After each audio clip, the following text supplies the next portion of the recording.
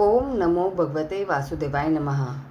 गरुड़ पुराण दूसरा अध्याय। गरुड़ जी ने कहा, हे भगवान, यमलोक का मार्ग कितना दुखदायी है। यहाँ जीव पाप करने से उसमें कैसे जाता है, वह सब मुझसे कहिए। श्री भगवान जी ने कहा, हे गरुड़, यमलोक का मार्ग अत्यंत दुखदायी है। उसे सुनकर मेरे भक्त होते हुए भी तुम कांपते जाओगे।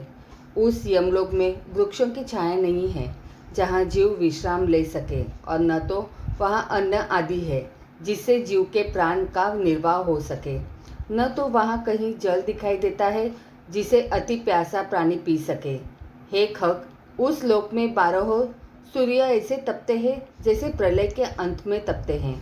वहाँ ठंडक और हवा से जीव अत्यंत पीड़ित होता है। कहीं बड़े बड़े विषैले सांपों के कटाया जाता है, कहीं कहीं कांटों से बिंधाया जाया है, कहीं कहीं घोर सिंह, व्याघ्र और कुत्तों से खाया जाता है, कहीं बिच्छुओं से कटवाया जाता है और कहीं अग्नि से जलाया जाता है।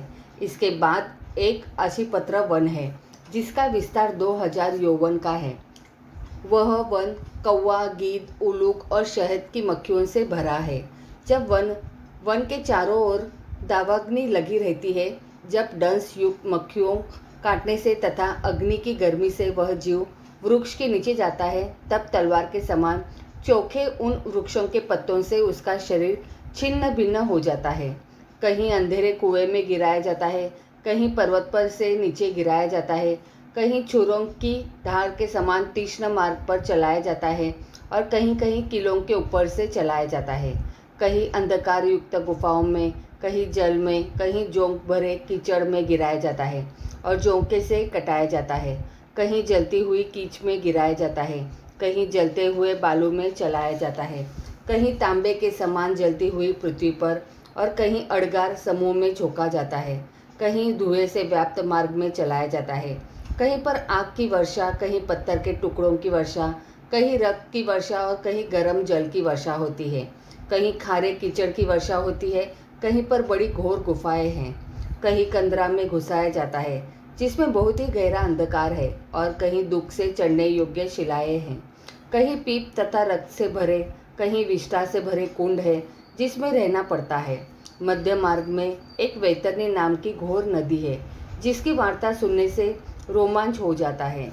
वह नदी 100 योजन चौड़ी है, जिसमें पीव रक्त भरा हुआ है, जिसमें रक्त, मांस और पीव के कीचड़ भरे हैं, जो बड़ी गहरी है तथा बड़े दुख से पार होने योग्य है, जिसमें केश की सेवार है और जो बड़े बड़े घड़ियालों से पूर्ण है। इसमें मांस खाने वाले सैकड़ों प्रकार के पक्षियों का निवास है।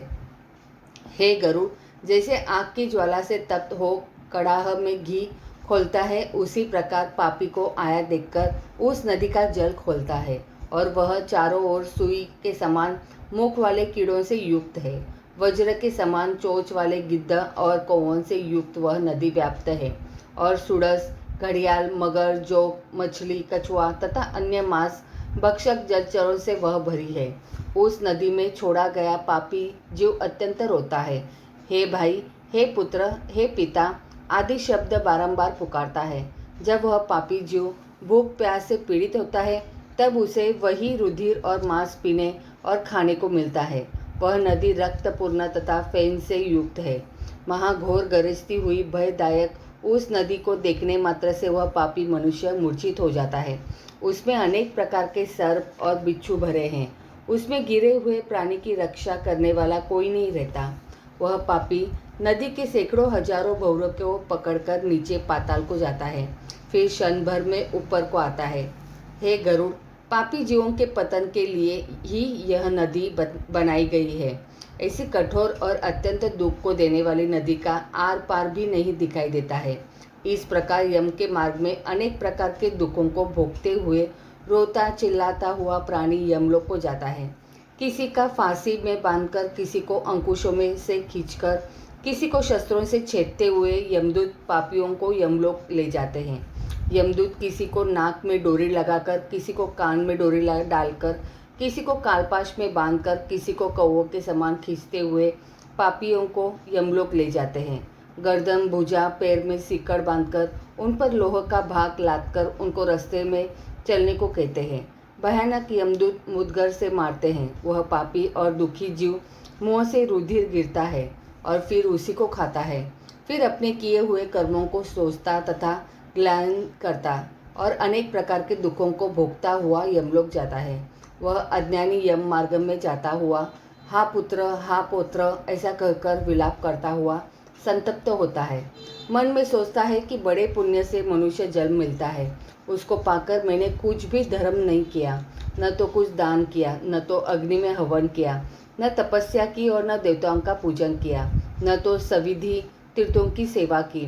इसी से ही हे शरीर अपने किए कर्मों के फल को भोगो। न ब्राह्मणों का पूजन किया, न गंगा स्नान किया, न साधुओं की सेवा और न तो कभी परोपकार किया। इसलिए हे देहीन अपने किए कर्मों के फल को भोगो। पशु पक्षियों को तथा मनुष्यों के हित के लिए न निर्जल देश में जलाशय बनवाया, न तो गौ ब्राह्मणों को जीविका के लिए कुछ वृत्ति दी। इससे हे देहीन अपने किए कर्मों के फल को भागो। न नित्य अन्नदान, न गौओं को कभी पर्याप्त तृण आदि दिया है, न वेद शास्त्र के अर्थों पर श्रद्धा की है, न कभी पुराणों को सुना है, न तो कभी कथावाचक व्यास का पूजन किया है। इससे हे देहिने अपने किए कर्मों के फल को भोगो। मैंने अपने स्वामी की आज्ञा का न कभी पालन किया, न कभी बड़ों का आदर सत्कार तथा सेवा की। इसलिए ये शरीर अपने किए कर्मों को भोगो। पति की सेवा करना ही स्त्रियों का परम धर्म है। यह जानते हुए भी जिस स्त्री ने पति की सेवा नहीं की, पति के मरने पर सती भी नहीं हुई, विधवा होने पर तपस्या नहीं की, इससे हे देहिने अपने किए कर्मों का फल भोगो। अपने पूर्ण कर्मों द्वारा अत्यंत दुखदायी नारी शरीर पाया, उसे न तो मासोपवास, न तो चंद्रायन व्रत ही किया और न ही नियमों के द्वारा उस शरीर को क्लेशित किया। इस प्रकार स्त्री पुरुष जीव अनेक विलाप करता हुआ अपने पूर्व देह को स्मरण करता हुआ कहता है कि हमारा मानव शरीर कहाँ चला गया। ऐसा कहता हुआ वह जीव यम मार्ग में जाता है। 17 दिन तक वह प्रेत रूपी जीव वायु के समान चलता है। हे गरुड़, 18वें दिन वह प्रेत सौम्यपुर नामक नगर में पहुंचता है। उस सौम्यपुर नगर में महान प्रेतों के गण रहते हैं। वहाँ पुष्पभद्रा नाम की नदी है और वही अत्यंत सुखकारी और सुंदर एक वट वृक्ष है। यमदूतों के साथ जीव वहाँ पर विश्राम करता है और स्त्री पुत्र आदि के सुख को स्मरण करके दुखित होता है। धन, नौकर, मित्र, स्त्री आदि की चिंता करता है। तब वहाँ के यमदूत कहते हैं कि धन, स्त्री, पुत्र, भृत्य यह सब सुख भोगने वाले कहाँ हैं? हे मूर्खों, अपने किए कर्मों के फल को भोगते हुए अधिक काल के मार्ग पर चलो। हे परलोक यात्री, तुम यम के पराक्रम को नहीं जानता है। तुम्हारे ऐसे प्राणियों के साथ चलने वाले हम यमदूतों के बल को तू नहीं जानता। तूने कभी ऐसा प्रयत्न नहीं किया जिससे यम यातना न हो। अब तो मुझे निश्चय करके यमलोक को चला जाना होगा। इसमें अब मोलभाव नहीं हो सकता। यमलोक को तो बालक भी जानते हैं। क्या तूने यम यातना नहीं सुनी थी?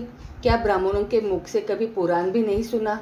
यमदूत ऐसे कहकर मुदगरों से मारते हैं। तब वह मूर्छित होकर गिरता है, फिर उठता दौड़ता और यमदूतों के फंदे से बलपूर्वक घसीटा जाता है। घर से 13वें दिन वह जीव चलता है। 18वें दिन सौम्यपुर नगर में पहुंचता है। वहां पहुंचकर स्नेह अथवा श्रद्धापूर्वक पुत्र पौत्रों द्वारा दिए मासिक श्राद्ध को भोजन करता है। फिर सौरीपुर को गमन करता है। सौरीपुर में यम के स्वरूप को धारण करने वाला जंगम नाम का राजा उसको देखकर भयभीत हो जाता है और वही विश्राम करता है। उस नगर में पहुंचकर त्रिपाशिक श्राद्ध में दिए हुए अन्न जल का भोजन करता है और उस नगर को पार करता है। इसके बाद वह प्रेत शीघ्रता से नगेंद्र भवन में पहुंचता है। वहाँ अत्यंत भयानक वन है।